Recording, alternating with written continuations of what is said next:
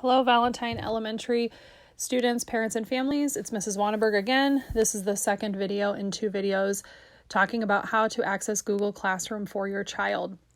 If you have not watched the first video, I would go back and watch that. That is a longer video, but it does have a lot of information that I'm going to skip over in this video.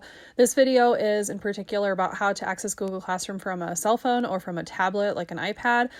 And it's pretty simple if you're used to downloading apps onto those devices, but essentially you're going to go to your app store and you're going to search for Google Classroom. So you'll see like the search in the bottom right hand corner on my phone, type in Google Classroom, and you'll see that the icon is the same as what I showed you in the first video on a computer. It is a green and yellow chalkboard. You will then download the application just like you do other apps. It is free, so you are not purchasing this app. You're not paying anything for it.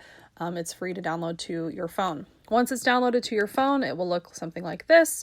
And once you have downloaded it, then you're going to want to open the app and you're going to want to sign in using that email address and password that we sent home in the packets about 10 days ago. Again, this is your child's graduation year, followed by their first initial of their first name and their last name at vcsbadger.net. And then you will click next. You will type in their password, which is a 4-letter word and a 4-digit number. And you will click sign in and you'll be signed into their Google Classroom account.